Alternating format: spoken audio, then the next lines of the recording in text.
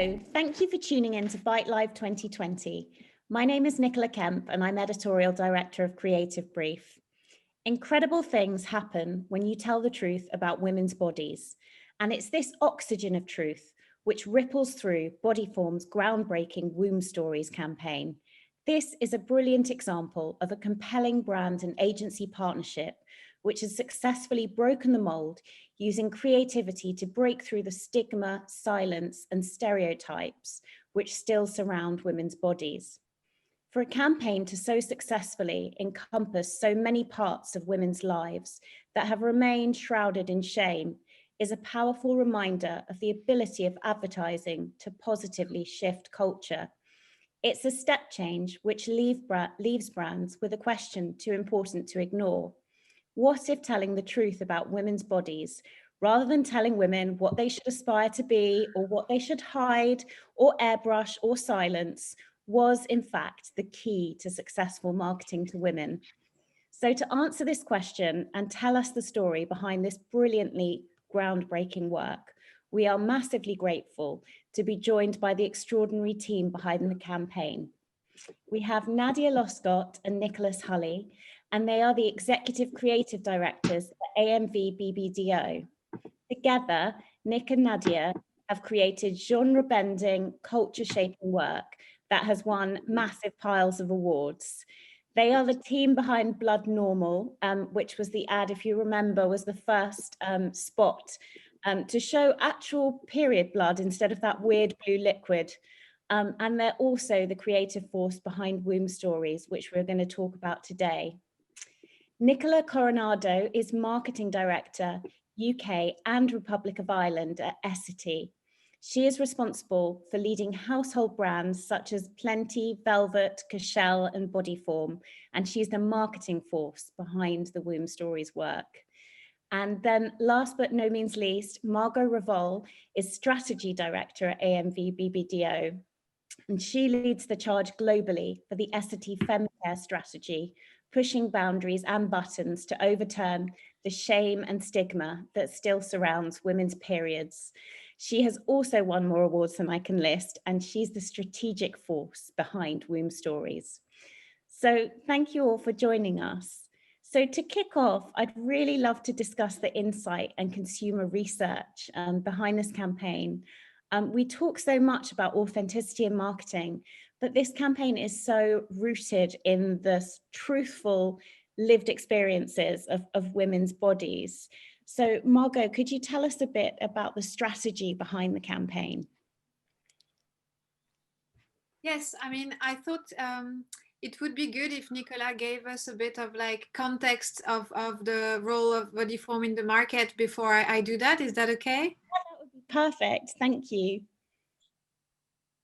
So obviously Essity has a global portfolio of feminine brands, and this campaign has been driven very much by our global team. So I'd like to recognise their efforts for such a fantastic campaign. From a UK perspective and the Bodyform position specifically, obviously we're a challenger brand and have been for a number of years. So we've been very much on a journey to redefine what it means to be a challenger brand and to ensure that we really stand out and grow. And the fundamental belief behind that is that we have to elevate our brand beyond the functional and rational messages that have dominated the category, and that by appealing to women and demonstrating an understanding and empathy of them, that we will be able to do this. So that was our starting position. How do we really challenge, and how do we demonstrate that we're an empathetic, a holistic brand that understands women? And that's where Margot and the team have come in. Thank you. And so the starting point of Womb Stories and what sort of insights and strategy came before the creation of the campaign was a point in time where, Bodyform wasn't necessarily launching a new product, but actually it was a time to relaunch and restate the purpose of the brand. It was a time to relaunch the new brand identity that was more proudly than ever sort of acknowledging that we've got an understanding and an offering that is there for everyone. And it felt like in that effort to restate who we are, the best thing we could do is to create a campaign that would show the maximum empathy and the maximum holistic view onto women that we could find. And that meant a systematic questioning of what the category was portraying, a systematic questioning of the language, the visual representations, but also the narratives. Obviously, the category has one share of the responsibility of how women feel today, and culture has another part of responsibility. But what was striking us is that there was a dominant narrative of if you're born with a vagina, this is essentially the roadmap for you. You're going to get your periods at 12. It's going to repeat. You're going to have mild pain that you're going to shut up about. Then you're gonna desire and have babies very smoothly, and then you're gonna have more periods. Then you're gonna have the menopause, which means you and your body become irrelevant to society. Thank you very much. And it struck us that, you know, what actually the only thing you can simplify the female experience into is the very complexity. There is probably nothing one woman can say about the other one's experience and say for sure, if you also have periods, this is how you feel, because there are so many ways to experience our periods and our bodies and our wombs. And so for us, started a journey of creative listening and empathy. So that was how we came to it. Thank you. And Nicola, you spoke about being a challenger brand, and it's really interesting because you're a challenger brand in the truest sense. You know, Margot is talking about something that is so entrenched in how we see ourselves and our bodies and are seen by society. When you launched Womb Stories, you talked about creating a movement. Could you tell us a bit about that? Because a lot of marketing has historically been based on a moment. Yeah, I mean, for me, the movement is to move away from this one-dimensional view of women, actually, not just periods, but of our experiences. And Margot as well eloquently put, to really bring to life and to validate the multiple experiences that people go through, and there's no single representation of that. And what we've seen is that truth, that holding up of the mirror to a much broader representation of women is really resonating, because Womb Stories has become a phenomenon, firstly because it's creatively brilliant and the team have delivered something so arresting, but actually because of the consumer reaction to it and how it has come to life through them. We've basically been able to build a platform where women feel comfortable, trusted, heard, and where they are sharing their own experiences and actually starting to support each other in a way that in my career I've never seen that before. That engagement with a brand and the brand being the pivot point for people to connect with each other. It's been absolutely fantastic, and that's the movement really that we hoped would happen and that we are seeing come to life. And you mentioned how passionately consumers have responded to this campaign, and you know, looking at the social listening around it, and there's a real sense of being seen amongst consumers. Like, how powerful do you think that is from a marketing perspective? From a marketing perspective, it's the pinnacle, isn't it? This is what people would dream of achieving, that people feel so represented by their brand that they're willing to engage with it. And there's all the marketing jokes for those in the industry about, even with your loyalists, how much share of mind does a brand really take? Very little. But actually, in this case, what we are seeing is very loud builders, is that people people are engaging with the brand on a whole nother level, basically. Thank you. Can we talk a bit about the partnership between you guys as brand and agency? Because this is such a powerful piece of creative work, but I just don't know how you would explain it to someone who hadn't seen it, you know, which is just in terms of, you know, how you've got the global team on board, how you work together. The initial sharing of the idea, Margot, was quite interesting, wasn't it? When we you started to talk about the real world, the inside world and the outside world, and bringing that to life. So I think the team had a lot of fun bringing kind of STEM material to the room to bring that to life. But you guys are a better judge to talk us through that. Well, I mean, I think that the partnership is just it's built on a mutual understanding of trust and debate, and that you know, it's an incredibly special partnership because we are able to have really deep conversations, and we're allowed to argue and kind of debate it out and figure out what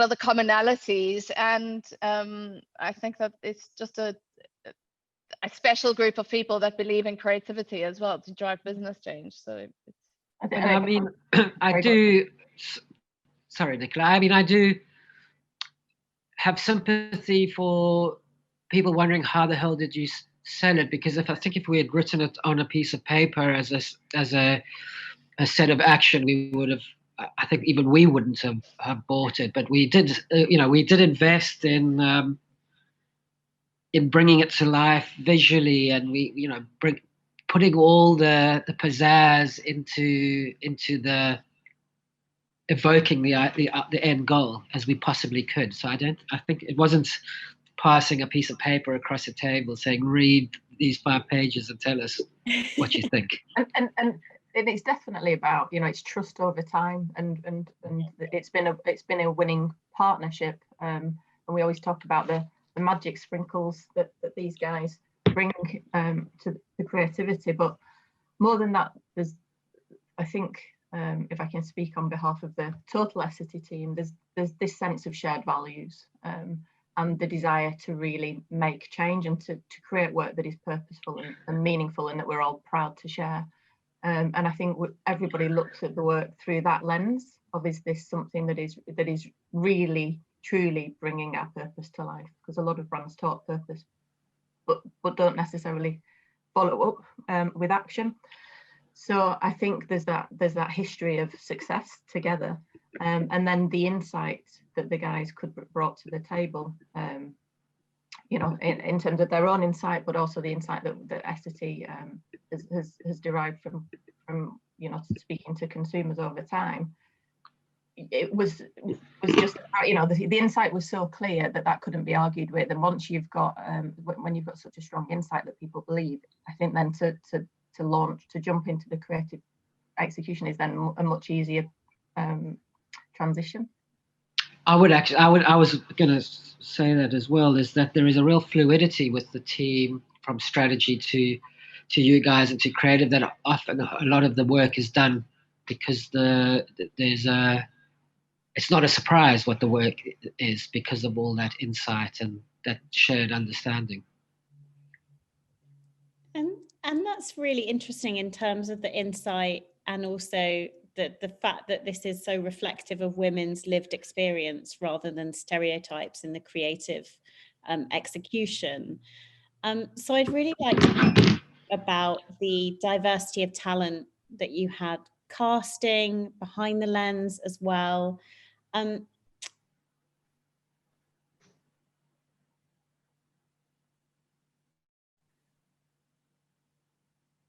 That you would share with the industry, or anything that's changed the way that you work. Nadia, could I kick off with you? Yeah, I think that, you know, the whole process is about a single vision, but everything about it is about shared voices and experiences, and that that comes from within the team and how we work as a team. And there's so many women in the team itself that when we started talking about it, everybody had a completely different experience, and everyone sometimes even has a completely different experience within an hour or within a day. And I think that there's such strength in embracing that complexity, and we wanted to assemble a team around the work that had a gut instinct of having gone through any of these millions of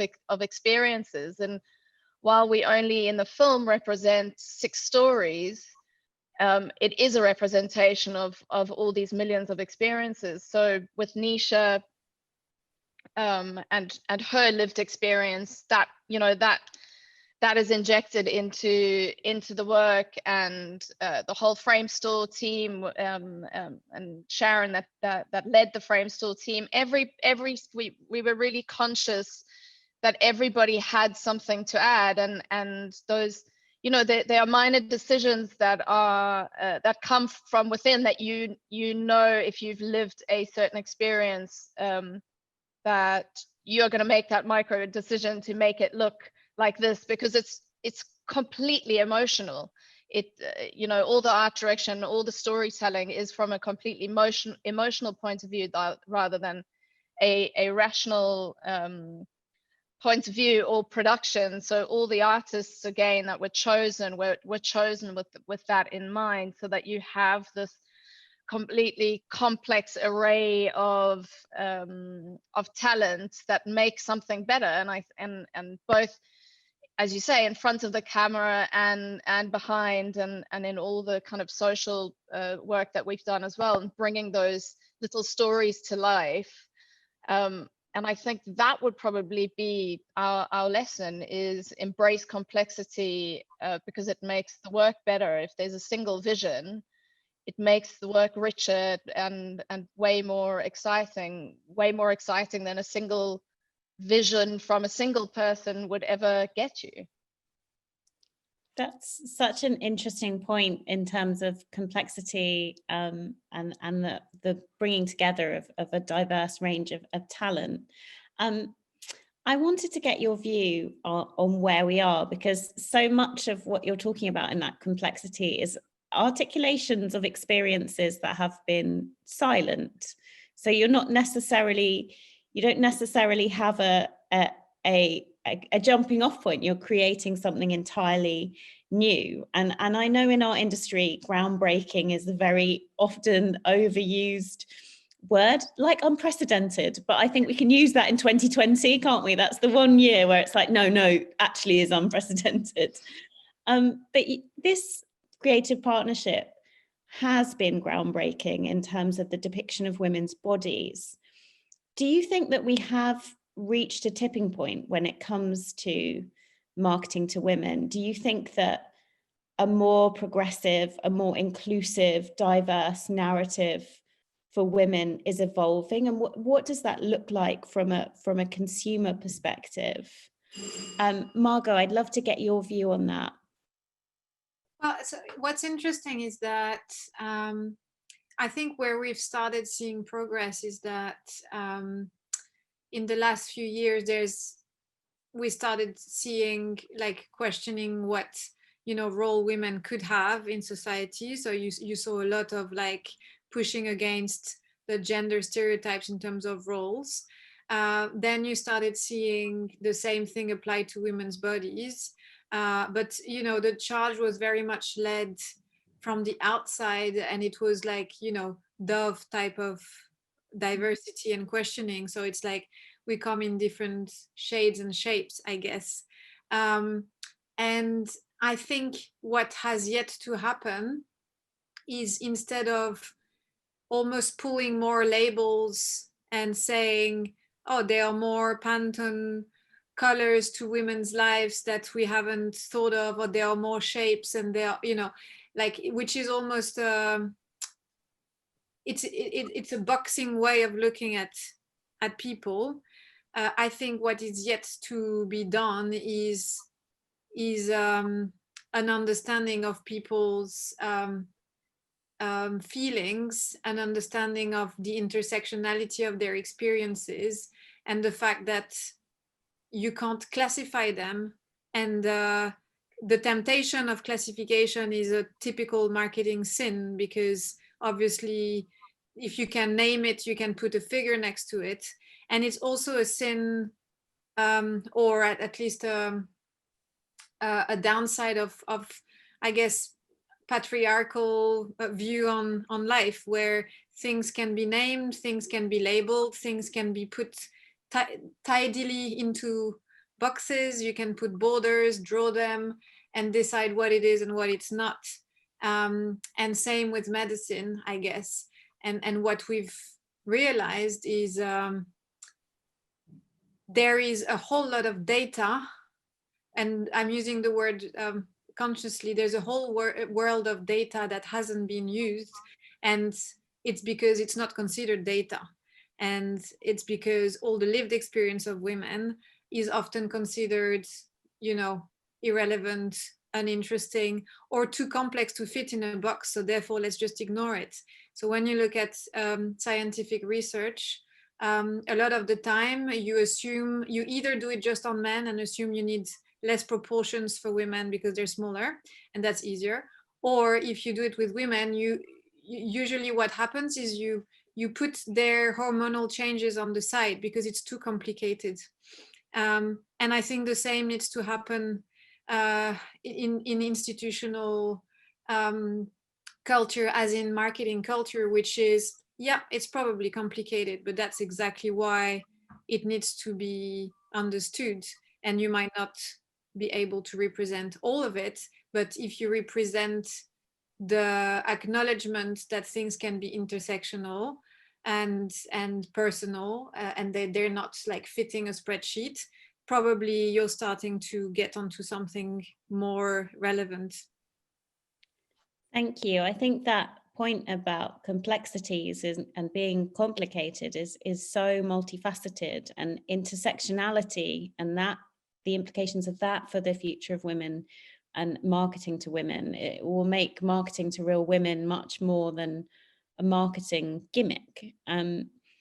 Nicola, what's your view? Do you think that this experience and this campaign, it's always tempting to see like this linear journey of progress, maybe not so much in 2020, where we've, you know, got things like gender pay gap reporting on pause, and, you know, access to medical issues, and also women being disproportionately impacted by the coronavirus crisis. But do you think that the industry has become more aware? Do you think that this kind of cookie cutter approach to marketing to women will become something of a bygone era?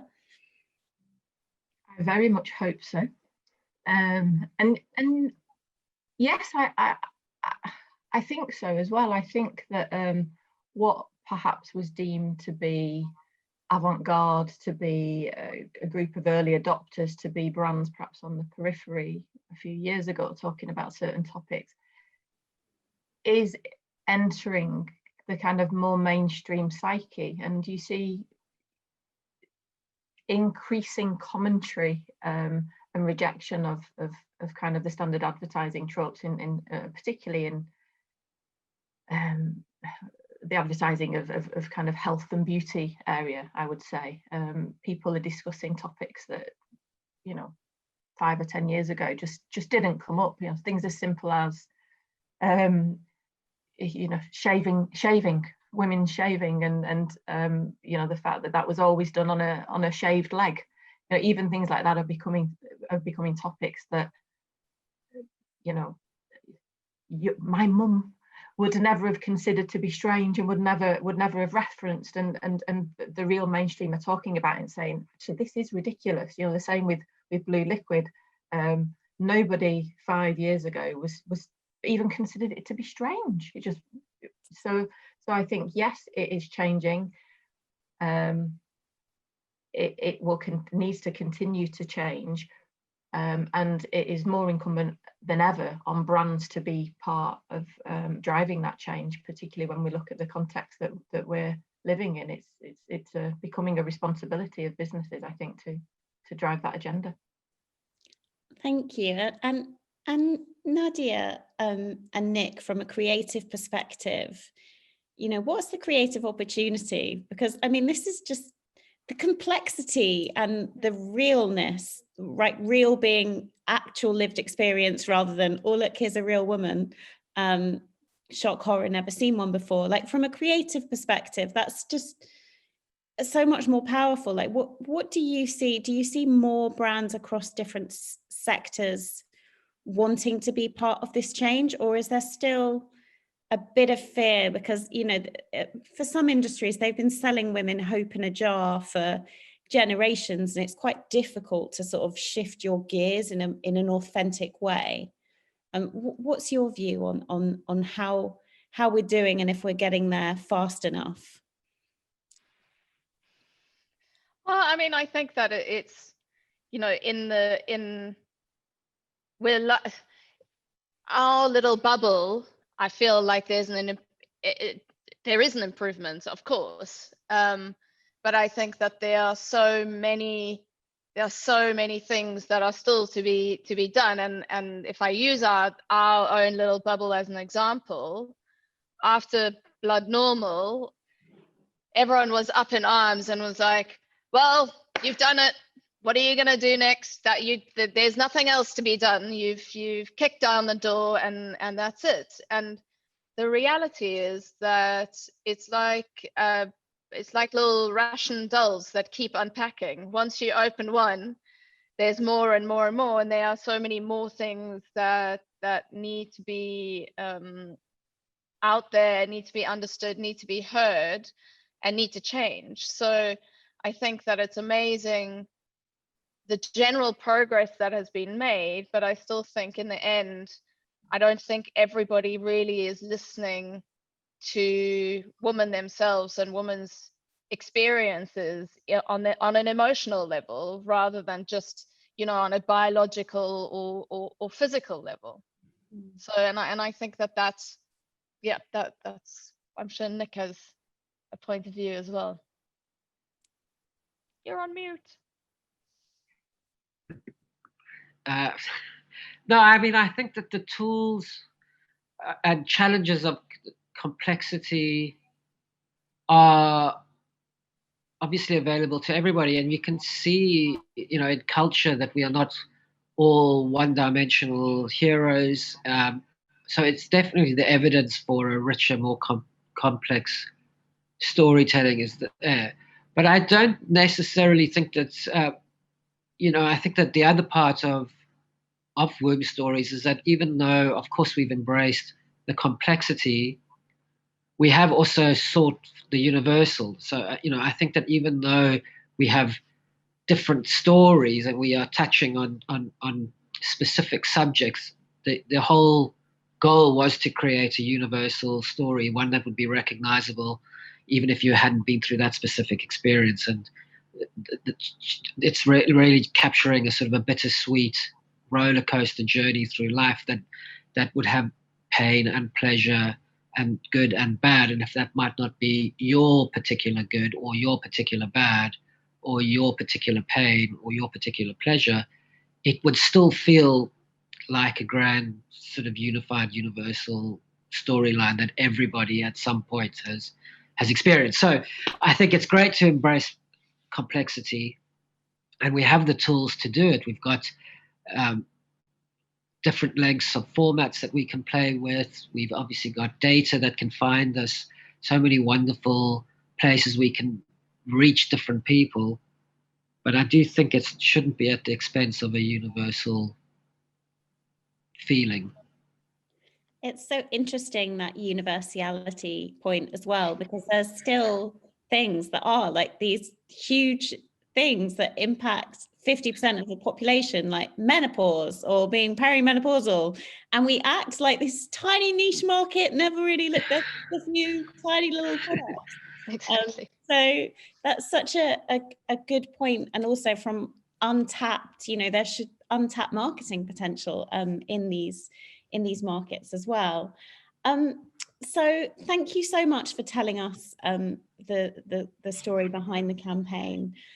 We really think it shows the power of creativity to cut through. And I know you conceived this campaign long before the pandemic, but many of the issues that you highlight have only been exacerbated by the current crisis. So to close, could I ask you to leave our audience with one takeaway they can take back to their virtual desks and sofas and garages where they're working at the moment and implement into their work to help change the narrative for the industry, or at the very least, stay creative in the midst of lockdown 2, the sequel that none of us wanted. So Nicola, could I kick off with you, please? So one thing that I would take away, or ask people to take away, I think would be now more than ever to keep listening to people's experiences and really dig into them to try to understand what people are going through, and then to take that insight back into your business and be brave with it, because if this is the truth of what people are experiencing, then reacting to that truth is the right thing to do. If it's kind of based in what you're trying to achieve as a brand, and sometimes taking that insight back to the business can be a little bit uncomfortable. So be brave, be confident in what you hear, and push the boundaries, whether they're your internal boundaries or whether they're societal boundaries. Keep pushing, because as Nadia said, there's always something else, another challenge to take on. Thank you, that's great advice. Margot, what would your advice be? Well, I don't know that Nicola hasn't already said it. I mean, personally, what I found really unsettling this year is there's been a rush of, again, theorizing COVID. There's been an overwhelming flow of new marketing gurus of COVID, of this is how to crack it. This is how brands need to behave now more than ever, and all of that. And I personally, I found it really intimidating because if anything, I think the current situation is throwing everyone into a whole lot of doubts about their jobs, about themselves, about what they want out of life, about whether, you know, there's any meaning in all of that.